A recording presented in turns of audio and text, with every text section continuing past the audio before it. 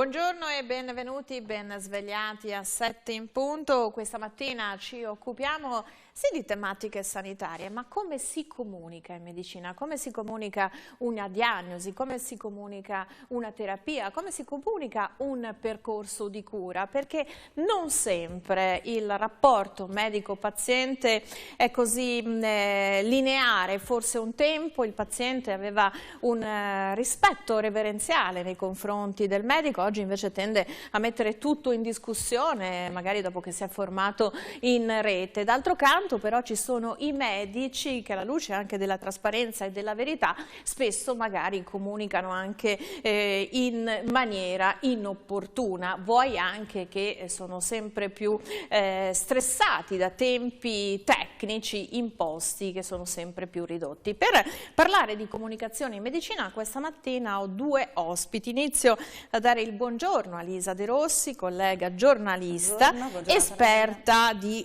in materia, insomma, ti occupi di tematiche sanitarie e quindi ovviamente hai approfondito anche le metodiche di comunicazione, perché spesso anche quando noi dobbiamo scrivere degli articoli di medicina dobbiamo un po' tradurre, no? Elementi tecnici di non facile magari comprensione. E do anche il buongiorno, abbiamo il medico, chiamiamo così, Gian Piero Avruscio, direttore dell'unità operativa di angiologia dell'azienda ospedaliera di Padova e dell'Università di Padova, nonché presidente dell'Associazione Nazionale Primari Ospedalieri dell'azienda di Padova.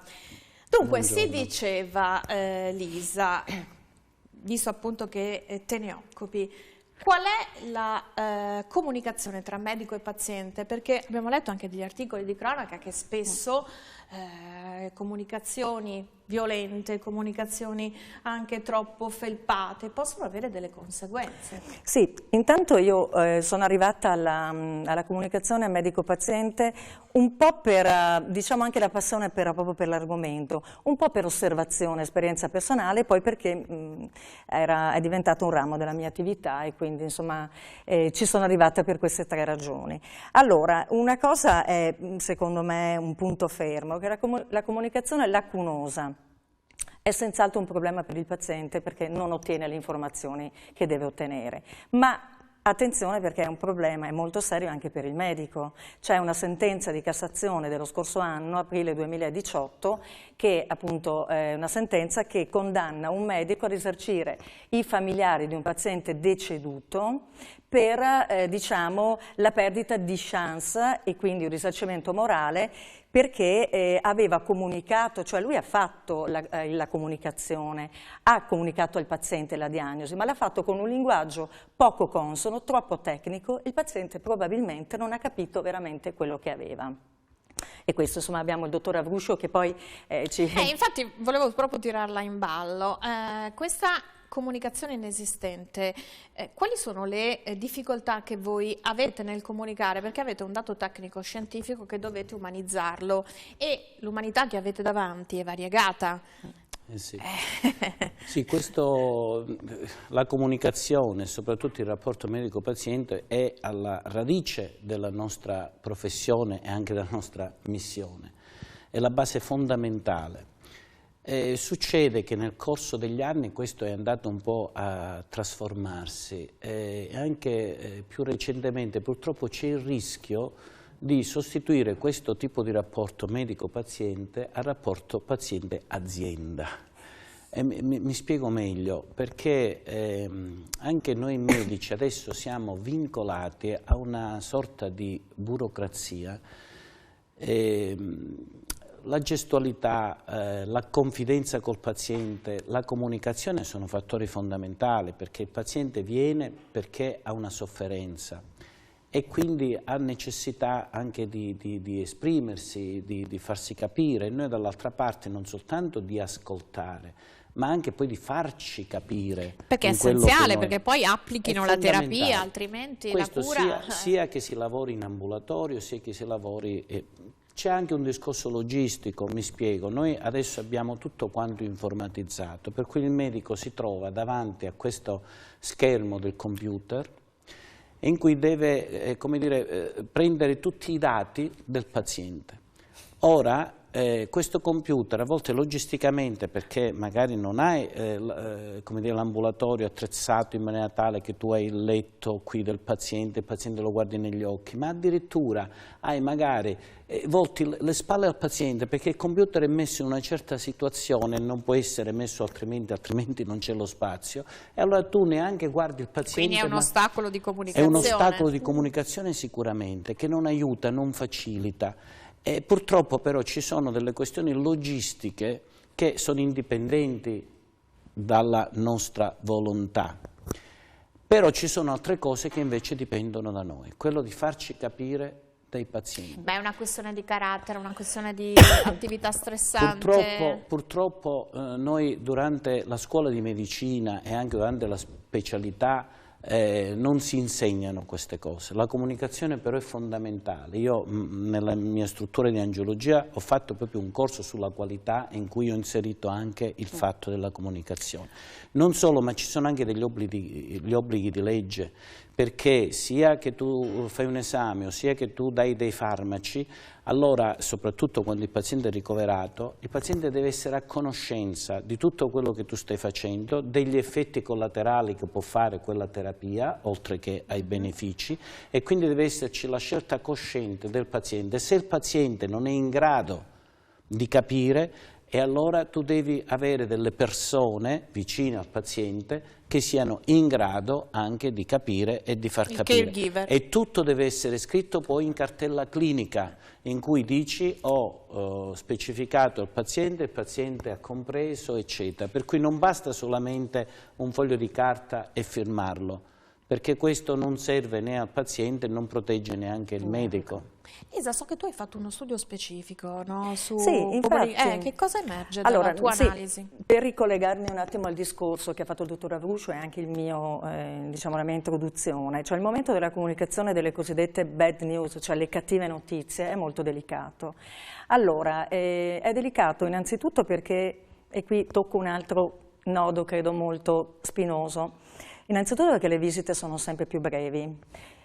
Adesso se mi concedi proprio 10 secondi, l'Università di Cambridge un paio di anni fa ha fatto uno studio che è stato poi pubblicato nella British Journal Medical, dove uno studio proprio sulla durata delle visite, però stiamo parlando dei medici di base o i medici di medicina generale, come si dice, ma credo che valga anche per la cosiddetta intramenia. Dottor Avruscio, lei magari mi supporterà su questo, c'è un tempario. Cioè ve lo impongono?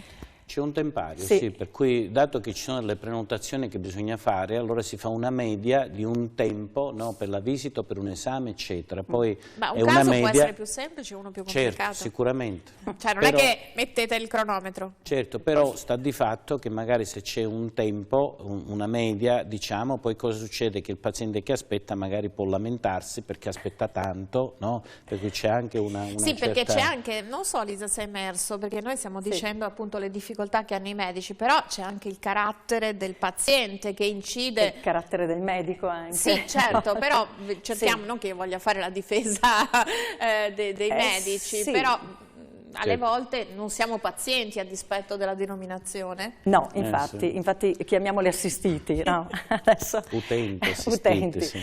No, e quindi tanto per fare, è emerso che ad esempio noi stiamo parlando di un'indagine di 67 paesi, quindi tutta Europa, cioè l'Italia tra l'altro non c'era in questa analisi, però è stata fatta comunque dalla SIMI, che è la Società di Medicina Italiana di Medicina Interna, è il risultato che un medico di base impiega 9 minuti per visita e il mio medico di base, a cui ho chiesto così per curiosità, mi ha detto: Lisa, sono già tanti. E io ho fatto un po' di calcoli, il Bangladesh siamo a 48 secondi, la Svezia 22 minuti e passa anche di più. Insomma. Quindi se teniamo conto, ecco, una cosa che non c'è in queste indagini, diciamo, del Regno Unito, ma che è italiana, questa statistica, è che nella visita, in questi 9 minuti, dopo i primi 20 secondi già il medico comincia ad interrompere il paziente con le domande e davanti al computer Il computer, che come diceva il dottor Avruscio, è un muro, una barriera, ecco, perché di solito, almeno io, quello che mi capita, sono sempre davanti, non li trovo mai al cosiddetto tavolo a 7 dove mettono il computer di fianco. E quindi lì cade completamente, crolla l'empatia tra il medico e il paziente. Con quali conseguenze? Sempre dalla tua Le conseguenze sono parecchie, perché partiamo intanto dalla mancanza di aderenza alla terapia anche, perché se non c'è una relazione medico-paziente stretta, che è un'alleanza terapeutica poi, il rapporto, no?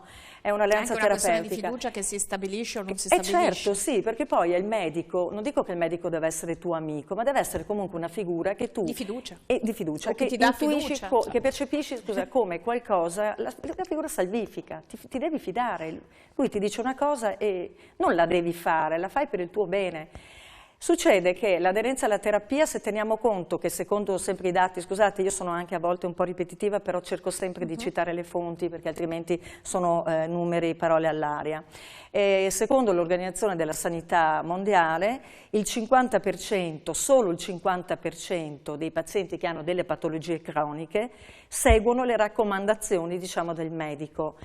Per quanto riguarda l'Italia, ad esempio, il 57,7% segue quello che sono le indicazioni di malattie, diciamo, ad esempio l'ipertensione. Certo. E per fortuna, 57,7, dottor Avruscio, non so, è così, poco, è tanto. No, ma è così, non c'è. E quali possono essere le conseguenze sulla... Perché poi, no, se io non seguo le indicazioni del medico, per carità, non è infallibile, quindi magari può anche sbagliare, non seguo le indicazioni del medico, non mi curo adeguatamente, aggravo la mia situazione, costi sociali, perché poi monetizziamo tutto, visto ormai la sanità e purtroppo, mi scusi, provocazione. Certo, se uno dà una terapia per esempio nel cronico, di controllo dei fattori di rischio. È la stessa cosa se io viaggio in autostrada, non so, con una gomma sgonfia, buon senso vuole che mi fermi alla prima stazione e gonfi.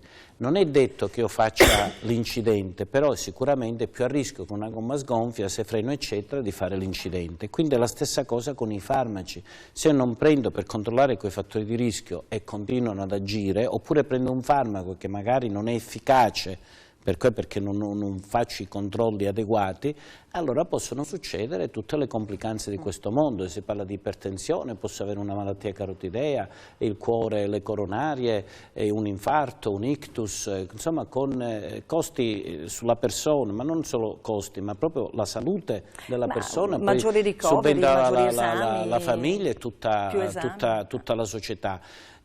Ormai la medicina è sempre di più sulla prevenzione, perché li conosciamo quali sono i fattori di rischio, quindi solo che però per fare questo devi avere anche, devi entrare in empatia col paziente, deve esserci quel momento in cui tu comunichi e anche capisci che quello che dici effettivamente può avere, no, un riscontro o meno. Quanto l'empatia, mi scusi, chiedo sempre a Lisa sulla base di questi studi che hai fatto, quanto l'empatia poi può determinare anche una giusta diagnosi, no? Perché se un paziente trova un muro, che può essere il computer, può essere il carattere del medico, può essere la fretta del contingentare i tempi, magari non riesce a comunicare davvero i suoi sintomi e quindi può esserci un'errata diagnosi. Quanto appunto l'empatia invece facilita un percorso di prevenzione, di guarigione, di cura, a prescindere dalla chimica delle medicine, no? Allora, ti cito solo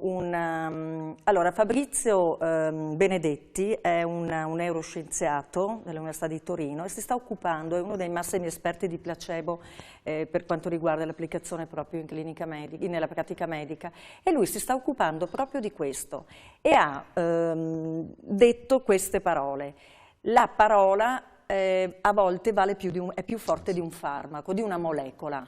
Ha detto anche questo, di una molecola, perché lui attraverso, adesso si sta muovendo molto per fortuna questa, non voglio chiamarlo problema, la questione. Cioè c'è consapevolezza, c'è consapevolezza che a un certo punto è una comunicazione che non comunica? Adesso con queste immagini, cioè con il neuroimaging, cioè con la risonanza magnetica funzionale, insomma in questo caso, riescono a capire che cosa accade nel nostro cervello quando la comunicazione, l'empatia, il buon rapporto con il medico è il massimo livelli.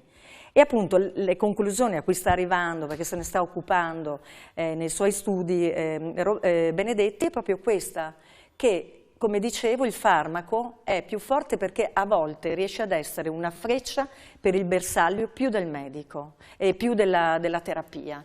Ovviamente servono i farmaci, certo. Non facciamo passare messaggi, però, ma perché? Perché questo ridà speranza e fiducia. Poi la funzione, mi perdoni, la funzione cerebrale, che è quella che determina il pensiero, è comunque una funzione chimica. Cioè non è che il pensiero è un'entità astratta, un'anima, quella che viene definita anima, è comunque un elemento che magari non siamo ancora riusciti a spiegare nella sua interezza, ma che ha una base chimica e quindi gettare questa freccia sulla chimica può produrre delle reazioni chimiche che possono essere efficaci o non efficaci. Sto dicendo una follia. No, ma questo sicuramente, guardi, è un ritorno all'antico. Perché quando non esistevano mezzi tecnici, quando non esisteva tutta la tecnologia che c'è oggi, non è che non si facevano le diagnosi, non si facevano le terapie. E tutto si basava appunto su questo ascoltare. Noi a Padova abbiamo dei maestri della semiotica, per esempio a Padova abbiamo fatto scuola nel mondo con il professor Austoni, con la semiotica medica, cioè con il capire i sintomi e i segni prima di tutto. E cosa vuol dire capire i sintomi e i segni? Vuol dire saper vedere, saper ascoltare, saper testare, insomma fare un esame obiettivo, un'anamnesi corretta. È da lì che parte tutto per poi dopo implementare la tecnologia che abbiamo. Ma il primo movens è questo. Io non posso sostituire questo con la tecnologia. Perché farei dei grandi danni, oltre che delle spese enormi, perché molti degli esami che oggi si prescrivono sono assolutamente inappropriati. Cosa vuol dire? Vuol dire che sempre tornando a quel discorso di rapporto paziente-azienda, servirebbero altri. Si misurano le cose, stile americano, perché noi abbiamo tutto preso dagli Stati Uniti, che hanno l'esigenza di misurare perché è tutto privato, sì. Ma giustamente in un certo senso bisogna saper misurare le cose. Infatti dopo arriveremo anche a questo aspetto. Si misura però l'efficienza. No, ma l'ascolto attivo poi in una visita, cioè è noi per esempio nella nostra struttura, io posso dire eccetera, noi abbiamo la visita che in media, perché bisogna dare un tempo, perché altrimenti non è che puoi dire a uno viene dopo 2 ore, viene 3 ore, no, certo. Dobbiamo avere, però la visita angiologica è in media mezz'ora, mentre a ogni esame che poi si aggiunge sono 20 minuti a prestazione. Quindi se ho una visita eccetera ma questo devi dare un tempo, una media, sì, magari non basta in altre però che sia una media. Perché sia ragionevole. Poi dopo c'è anche da considerare quello che purtroppo è un'altra situazione che noi stiamo vivendo, che è la carenza di organico medico. Di questo parliamo subito dopo, perché apriamo, allora lì la interpello come voce dell'associazione. Lisa, mi interessa una cosa, perché tu, approfondendo questo tema, c'è una soluzione, come migliorare la comunicazione, l'immagine? Sì. L'immagine, il disegno, infatti abbiamo visto anche scorrere delle immagini, dei disegni. Non è stravagante come potrebbe sembrare, no, nel senso che... Anzi, perché è più immediato alla fine, no? La simbologia è un linguaggio universale. Sì. Poi sai chi ha anche una certa memoria visiva. No, io ci sono arrivata facendo una tesi di master che poi appunto è diventato un ramo della mia attività, perché e non lo dico io, però insomma già negli anni 90 gli americani avevano fatto degli studi e avevano capito che una diagnosi o le brochure, i cosiddetti opuscoli per le medicazioni, insomma inserendo degli elementi visivi e in bianco e nero, perché meno... Perché è importante il bianco e nero? Il bianco e nero perché il colore distrae, il bianco e nero è non ci sono colori, no, distrae nel senso che memorizzi di più, perché meno elementi ci sono, infatti nella comunicazione bisogna sfrondare il più possibile, cioè insomma è come il giornale... Sic et Antonella, simpliciter. Esatto, quando scriviamo un pezzo poi si dice il 30% bisogna bisogna assolutamente tagliare. Quindi bianco e nero e poi un disegno stilizzato? Il disegno sì, sembrava bizzarra all'inizio la comunicazione visiva della scienza, perché un medico per forza deve saper disegnare. No, non è vero, perché se pensiamo ai bambini che vanno all'asilo, alle elementari, e con un quadrato, un cerchio, cioè le figure, le 4-5 figure geometriche fondamentali, insomma, si riesce. Ma basta ad avere uno schizzo. Allora, io ad esempio, però non sono schizzi buttati lì così, perché devi comunque comunicare al paziente. Cioè, io comunico verbalmente un concetto che deve essere molto facile, ad esempio, faccio un esempio, la malattia di Parkinson. Quando tu parli con il paziente devi dire che cosa accade nel nostro cervello, allora tu gli disegni il cervello, quindi un medico per disegnare un emisfero del cervello, cioè non è una grande impresa, credo, viene colpito da un gruppo di neuroni, le cellule della corteccia cerebrale si ammalano fino a morire. Allora, se tu gli fai l'esempio, gli disegni un neurone, che io sono andata a vedermi anche un po' il Netter, che è un medico statunitense degli anni 30, che insomma è famoso per i suoi atlanti di medicina. Sì, prima disegni, di Netter... C'era ancora qualcuno? No, c'era Vesalio. Ce l'abbiamo con l'Atlante. Un po' tanto prima. No, della scuola di Tiziano, ecco, che ha raffigurato questi personaggi. Esatto, quindi... in epoca un pochino più moderna. Vai a cercarti comunque delle immagini che sono vicine e familiari al paziente. Ad esempio, un neurone, lo vediamo adesso, la regia credo che l'abbia mandato, sta mandando, se tu lo guardi è un albero. È un albero con i rami, che adesso sbaglierò perché io ho una R un pochino a volte identri, faccio sempre un po' con questa R mia, che sono in pratica i rami. Il tronco è l'assone scientificamente e poi c'è quell'occhietto, cioè io lo chiamavo l'albero con l'occhio, per dire, no? E se tu spieghi, guarda, questo è il neurone, la cellula cerebrale che muore, se lo ricorda se tu glielo disegni, ed è facile disegnare, io qui l'ho fatto bene perché era un manuale che dovevo poi presentare, però è molto facile disegnare un neurone. E quindi spiegando con la voce, ma veramente concetti elementari, perché non è mica detto sempre che abbiamo delle persone che hanno una certa cultura. No, e poi i concetti elementari li capiamo tutti. Ti dirò che i problemi più grossi li incontra il medico quando si trova di fronte a volte una persona anziana con dei problemi tipici della vecchiaia, ci vede poco, ci sente poco, magari prende anche dei farmaci che creano una certa confusione. Poi ti trovi di fronte all'età, quindi a certe disabilità come essere sordi, vederci poco, eccetera. Il paziente è straniero, perché adesso la grande difficoltà è trovarsi di fronte a un paziente straniero che, per carità, parlano molto bene l'italiano, ma non tutti lo parlano correttamente e correntemente. Poi appena uno arriva ci vogliono dai 2 anni a una vita per parlarlo fluidamente, spiegarsi e capire i termini tecnici. Sempre di comunicazione scientifica. Poi trovi anche purtroppo che in certi casi non tutto il personale, non dico il medico, conosce l'inglese. E che magari però questa persona, lo straniero, non conosce. E poi l'ostacolo, secondo me, la barriera più assolutamente, che a volte è insormontabile, è la paura. Cioè quando tu stai comunicando una diagnosi, che magari è anche poco clemente, tu ti trovi di fronte a una persona che è agitata, perché io vado dal medico che mi deve dare il risultato dei referti, magari mi fa degli esami che già mi fanno presupporre che qualcosa c'è, e quindi...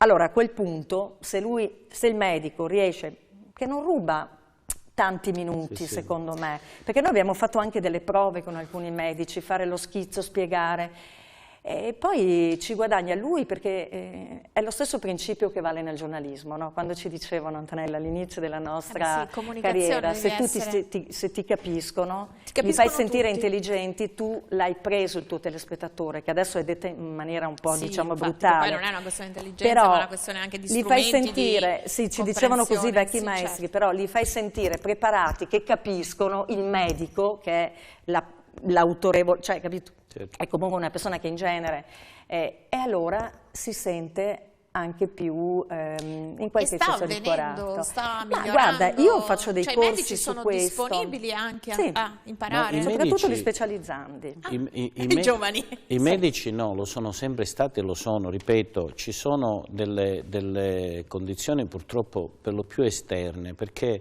per fare, se tu devi spiegare qualcosa a qualcuno che devi farlo, deve esserci qualcun altro che in quel momento fa un'altra cosa.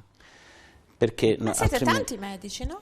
Magari. Mi sembra che all'ultimo un concorso per 81 medici di pronto soccorso mi sembra che ci sia una cultura che sta avanzando adesso, che non c'è bisogno adesso di studiare tanto medicina, specializzazioni master, basta adesso consultare Wikipedia e quindi questo si sostituisce. Da parte del paziente. No, questo anche da parte del Ministro, perché dato che sono oltre 10 anni che non ci rinnova il contratto, allora vuol dire che insomma probabilmente è favorevole a questa nuova cultura. Non è che, visto che siamo entrati nel tema, sì. scusa, se deviamo un attimo. Assolutamente. Sì. No, appunto, qual è la situazione? Perché allora parliamo quasi di comunicazione dei medici, ma se non hanno tempo neanche per fare, per auscultare il paziente nel senso fisico. Sì, no, il fatto non è che non sia il tempo, non ci si è messi nelle condizioni di farlo, che è una cosa diversa.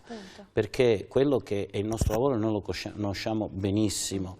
E non manca sicuramente lo spirito di sacrificio, il tempo. Noi non siamo abituati, non siamo come gli impiegati, 8-13, chiudo la Saricenesca e vado via.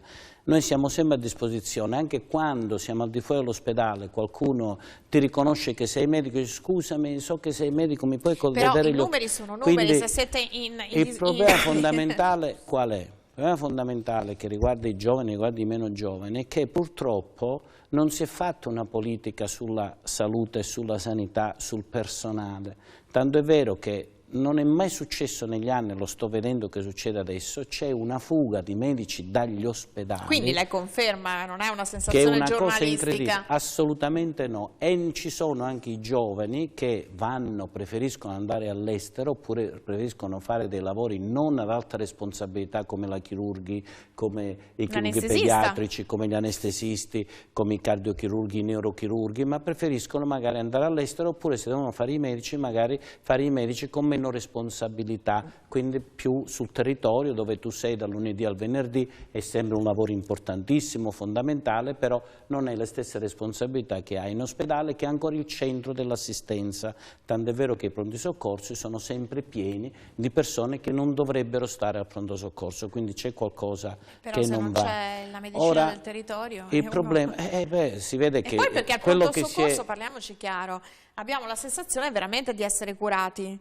Perché qualsiasi cosa uno abbia, no? Quando è in...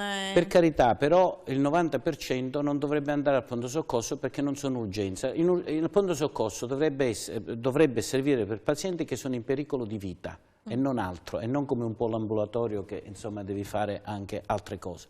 Allora se tu non valorizzi i medici, questi non li trovi, non si troveranno più professionisti. Quindi lei non crede, perché insomma, adesso siamo anche nel momento delle schede ospedaliere che inizia tutto, ospedali declassati, ospedali potenziati, tutto un discorso che però non può prescindere da reperimento dei medici. Dicono in regione, dall'assessore al presidente Zaia, reperimento in università vicine, perché appunto l'aver ridotto, anzi messo un numero chiuso alle borse di specializzazione, quello è il vero problema. No. Dove si trovano i medici? Si chiamano i riservisti della pensione in sala operatoria? La cosa più sbagliata ed il messaggio veramente è posto in maniera negativa, perché fino adesso la politica regionale è stata sugli edifici, sul nuovo ospedale, su Sant'Antonio se deve stare in azienda ospedaliera o deve stare fuori, sull'azienda 0, azienda 1, azienda 2, azienda 3, ma la politica sul personale è stata completamente trascurata. Chi è che cura le persone? L'ospedale, l'ambulatorio oppure sono i medici? Se sono i medici bisogna valorizzarli. Allora nessuno si meraviglia che la Juventus ha comprato Ronaldo per vincere la Coppa dei Campioni, non ha comprato uno dell'ultima categoria, voglio dire. Se vuoi una squadra di competenti devi pagarli, devi valorizzarli. Secondo lei le risorse ci sono per pagare questi medici? Ma sicuramente basta eliminare tanti di quegli sprechi che si fanno. E allora, ancora si fanno nonostante guardate, azienda zero? Noi viviamo in una società, perché tutto parte da questo. Che valori ho in questa società? Se per me è più importante una partita di calcio, oppure, non so, le veline, oppure il Grande Fratello, sono questi gli idoli, gli ideali che ho, è chiaro che poi dopo la salute, oppure salvare la vita a una persona finché la salute è garantita non ci pensiamo, però... Il problema fondamentale è che o metto in condizioni i medici di poter lavorare anche con serenità, oppure non trovo più medici, e quindi questo si reverbera poi dopo su che cosa?